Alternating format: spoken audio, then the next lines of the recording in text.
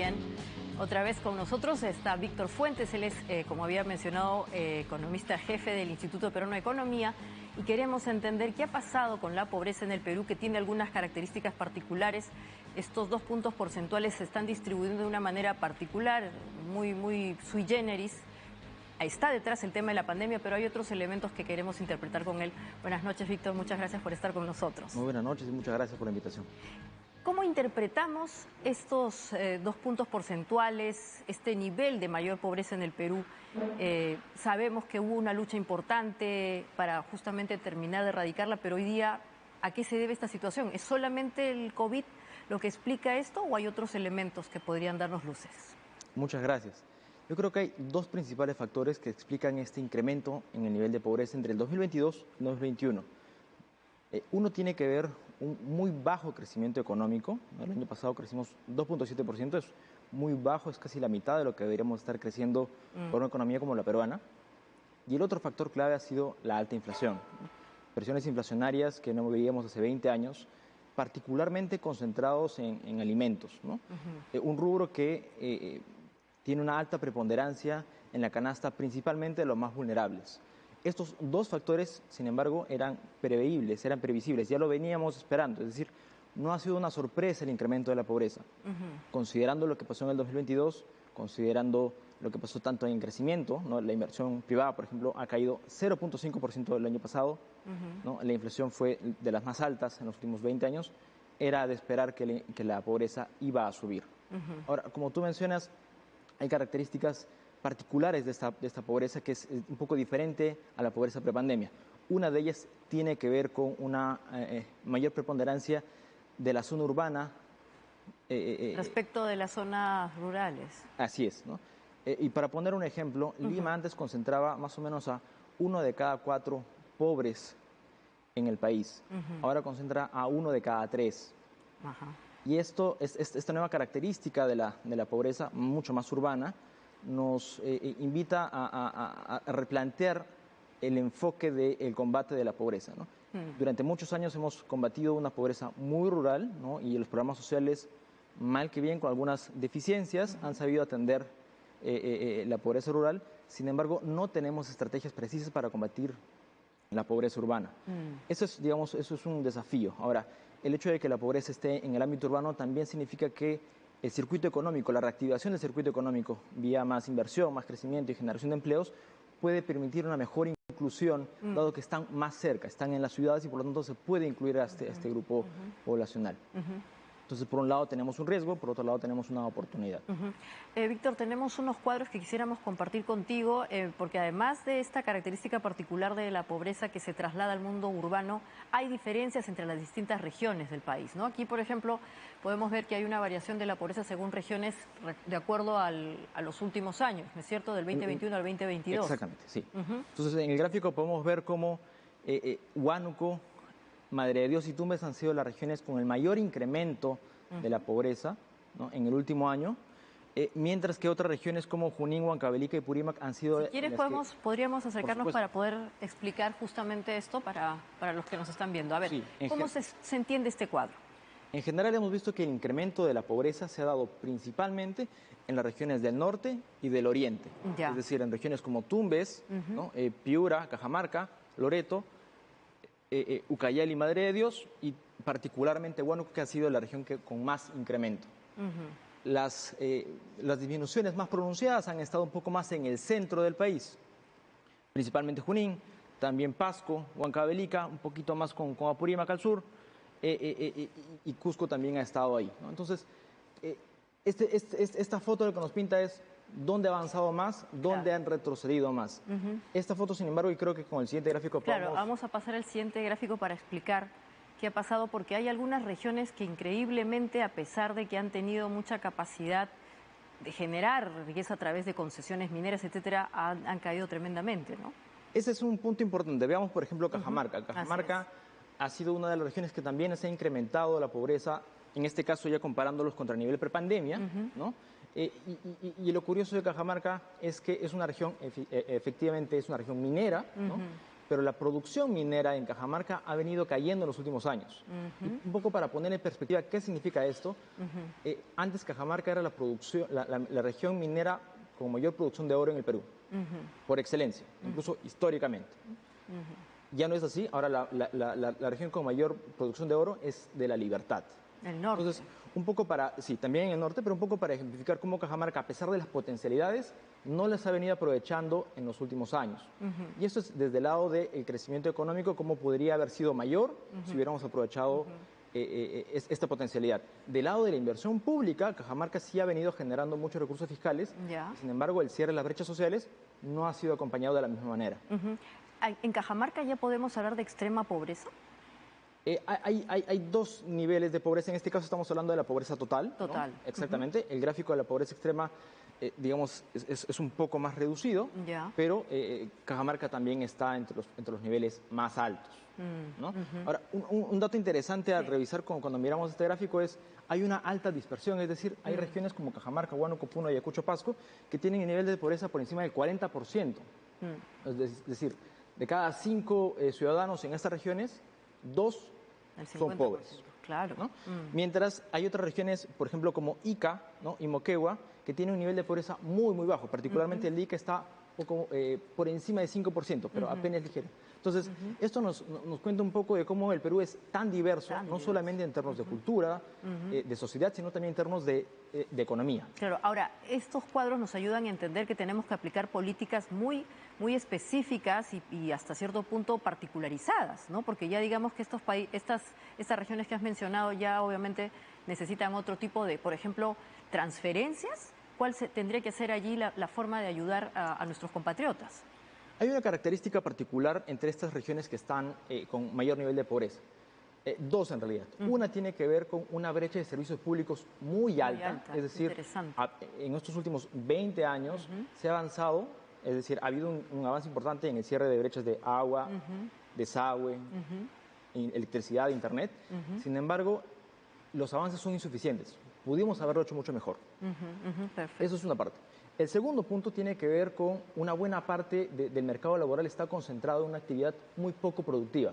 Particularmente en estas regiones hay una buena parte del mercado laboral está empleado en el sector agrícola, en el sector agropecuario. Sin embargo, el sector agropecuario produce muy poquito.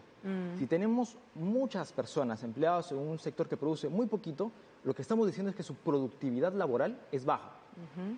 Si la productividad laboral es baja, el salario asociado a esa productividad también va a ser bajito. Entonces, con salarios más bajos va a ser difícil salir de la pobreza. Entonces, sí, las estrategias tienen que ser personalizadas, tenemos que empezar a mirar a cada una con sus diferencias, pero la característica común que comparten es que podemos hacerlo vía dos principales fuentes. Uno, más crecimiento económico, más inversión, genera empleos de calidad, y por otra parte, que la inversión pública finalmente tenga este rol de cerrar brechas sociales de verdad. Que genera valor. Y un último cuadro por el que vamos a tratar de entender qué ha pasado, ahora lo vamos a compartir, es además de que hay diferencias entre justamente las distintas regiones del país, también ha habido un efecto respecto de justamente las transferencias o las ayudas que ha dado el Estado, ¿no es cierto? Con el tema del COVID, una manera de justamente lanzarnos una suerte de salvavidas ha sido este tipo de cuestión. ¿Esto nos explica esta situación? Sí, va en esa línea. En este cuadro lo que estamos viendo es la variación del ingreso y del gasto per cápita según quintiles de ingresos. Es decir, acá están el 20% más de menores ingresos y en el otro extremo están el 20% de más ingresos.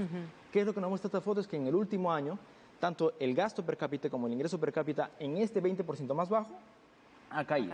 ¿No? En el resto ha aumentado un poquito, en algunos casos un poquito más, pero en este caso ha bajado. En el caso del el gasto per cápita, ¿no? Nos está diciendo que los hogares están consumiendo menos, ¿no?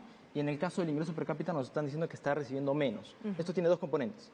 El componente del trabajo, ¿no? Que básicamente, después de la pandemia hemos recuperado los niveles de empleo, pero a costa de una mayor informalidad, mayor subempleo, es decir, mayor precarización, lo que además significa que al ser empleo de menor calidad, los ingresos son más bajos. Y por otra parte, como mencionas, las transferencias públicas fueron muy fuertes en el 2021. Claro. En el 2022 ya no lo fueron tanto y por lo tanto bajan un poquito. Y aquí se refleja eso. Exactamente. Ahora, lo más importante, además del ingreso, es que el gasto per cápita es más bajo. ¿Este gasto per cápita qué significa? Que por un lado los ingresos no son lo suficientemente altos, no tenemos buenos empleos, y por otro lado los costos, los precios que pagan las familias son altos. En ese balance, que para los hogares más pobres es malo en ambos lados, se explica el incremento de la pobreza. Vamos a sentarnos, Víctor. Eso también tiene que ver con la inflación, ¿no es cierto? Porque si finalmente los precios están subiendo, sobre todo los alimentos, y nuestros ingresos no nos permiten, es justamente por el efecto de la inflación. Sí, efectivamente, la inflación tiene un componente muy importante en el incremento de la pobreza, ¿no? Para el 2022. Ahora vamos a ver cómo eso va a afectar al 2023 también. Y particularmente de la inflación de alimentos y bebidas, ¿no? La inflación de alimentos y bebidas todavía está por encima del 10%, ¿no? Y en línea con el resto de la inflación se espera que baje en los siguientes meses. Ahora, la inflación de alimentos y bebidas ha estado alta en el Perú y en el resto de América Latina. Sin embargo, en los últimos meses, esa disminución, esa velocidad para bajar ha sido más rápida en otros países. ¿Qué es lo que ha impedido que en el Perú también tenga esa velocidad? Hemos visto cómo el cierre de carreteras, ¿no? Hacia finales del año y hacia inicios de este año, en el sur ligado a conflictos sociales, a protestas, y en el norte ligado después a los fenómenos del ciclón Yaku y las inundaciones. Climáticos. Estos fenómenos, tanto en el sur y en el norte, climáticos o por protestas, han impedido el correcto traslado de bienes y servicios, principalmente de pan llevar. Y en ese sentido, buena parte de esa menor velocidad en la disminución de la inflación de alimentos tiene que ver con cómo hacia finales del 22 e inicios del 23 todavía no se ha plasmado esa reducción de la inflación de alimentos.